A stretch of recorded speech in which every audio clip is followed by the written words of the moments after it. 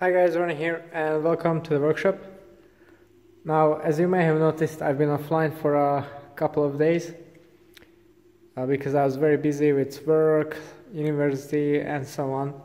Also did a race and all the travelings, so unfortunately I didn't have much time to show you some cool new stuff, but I'm going to hopefully remedy that in the following days because I have a ton of great things for you to look at. First of all, let me start with the biggest item. So this is an unspecified track frame which I'm going to build up in a cool spec for one of my customers. It's going to be a really cool bike. I'm going to show you the build in detail when it's ready in a separate video. Then I have a couple of cool things from Sram again. So, eTap group set for this bike, then 2 Quarq power meters, one for this bike, one for another, also one more eTap group set coming up for another build which is going to be completely different from anything I've done before and a bit Italian, so definitely keep your eyes peeled for that. Then I have some center lock Sram discs because the ones I have on my current wheels, I've stolen those from my mom's bike, so I'm going to need to give those back. Then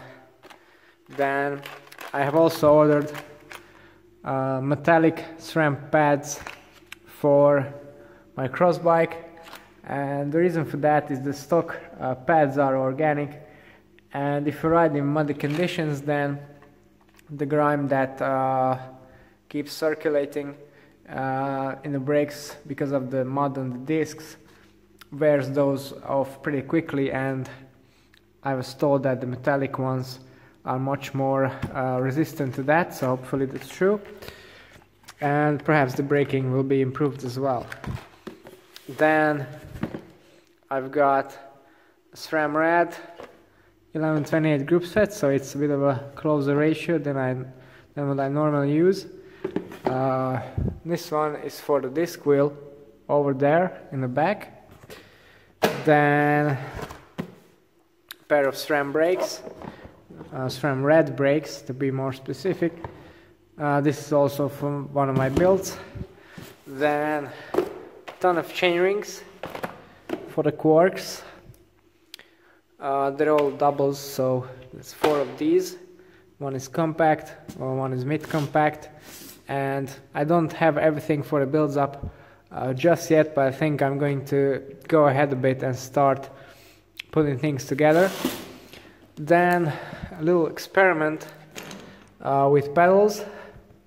So my mom has XT M8000 pedals on her bike, and I have Crank Brothers egg beaters on my bike.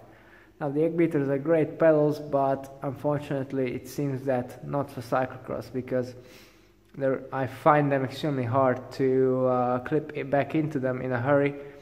So I'm going to try the XTs, and I'm going to put these XTRs on this bike. So yeah, the cleat is the same as on the XTs, of course, but I don't know, I think these will be a bit of overkill for cyclocross. They are for the road, but hopefully mom won't mind when she rides her bike, not too often anyway. One other thing I wanted to try was to get these titanium spindles out from the XTRs and put them on the XTs, but unfortunately the design is a bit different, so that just wouldn't work, which is a shame, but never mind. I also have 105 cassette. Now this again should go onto this bike, because right now I have a forced cassette on there, and I found out previously that Shimano chains on SRAM cassettes make kind of a ticking noise, so it's a bit annoying. So I'm going to use Shimano cassette on that. Well, I think that's all. One other interesting little object right over there, but more on that in a separate video. I have a lot to do with these items first anyway, so let's just not waste any more time and get straight into it.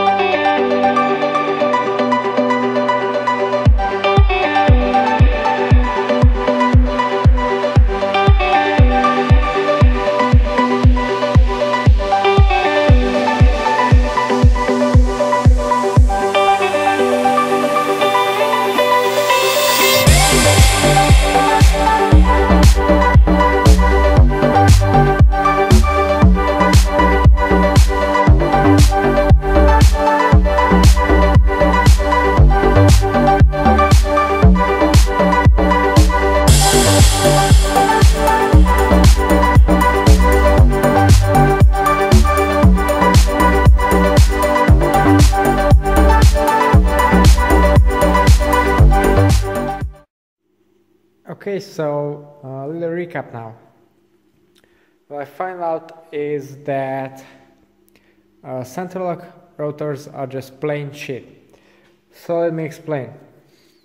I took these Shimano rotors off the other bike. That was fine. I put them on the NSW wheels. They work. They didn't rub. I set the rotors, or I mean the calipers, so they don't rub with my original discs on the original wheels. I set the NSW wheels up with the Shimano rotors and they didn't rub. Now what I have, well, the first issue is that when I've installed the Sram center lock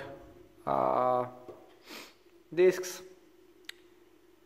I realized that they don't come with a lock ring nut, and neither do the wheels. So the SRAM group has it figured out extremely well, because they don't even make a center lock nut. They do make the rotors, however, and they do make wheels that use them. So what is the point, really? I can't understand.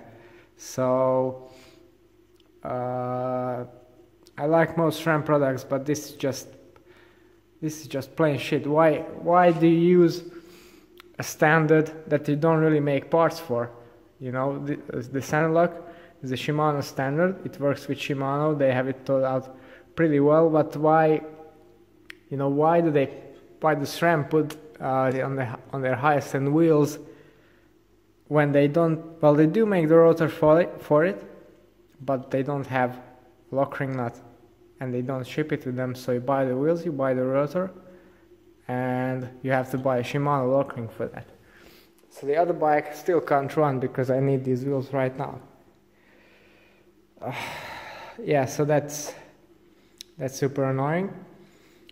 And yeah, then there's the rub.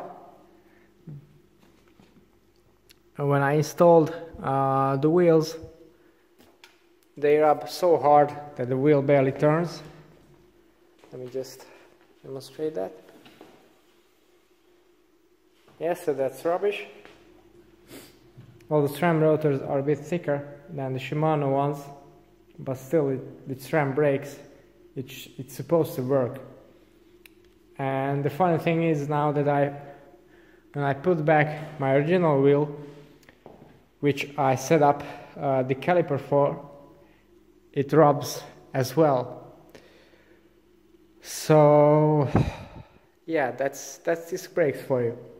So essentially, if I want to use one of these wheels as my main one and one as a spare, or a mud tire and a standard tire, Either I have to readjust my calipers every time, or I need to do something very, very clever to my rotors. First of all, I need to get some Shimano nuts for them, which is very awkward to begin with, and then probably I'll have to put the Shimano rotors back on my fully Sram equipped bike to even make it work without readjusting the brakes every time I change wheels. So I guess then I'll have to put the Sram rotors on the fully Shimano equipped bike, which is stupid again.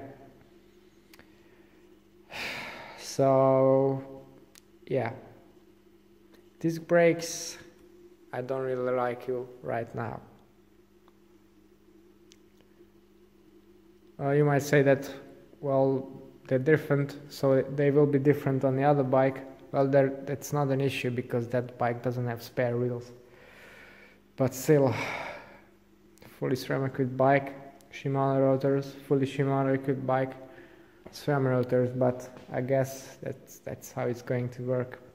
It's the only way probably. I don't really want to spend any more on rotors because this is just stupid. On a more positive note, if you look at the rotor itself, this is actually the latest version, so the UCI safety checked version, and it has the edges machined to very smooth little radius, so I don't think honestly that a standard rotor could cut you, but this definitely can't. It's so smooth. It's just, you know, very nice, and it's a high quality job and very safe, unless you lose your mind before using them because all of your brakes are rubbing on all of your wheels.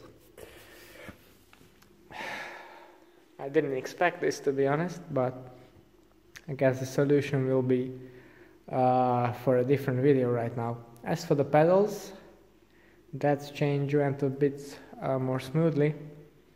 These are a lot heavier than the Crank Brothers, but we'll see if they're easier to clip into. My shoes are wet now from washing, so when they dry out I'm going to change the cleat as well. And as for the other stuff, yeah, at least a trusty zip disc with the red 22 cassette on there. That's a beauty.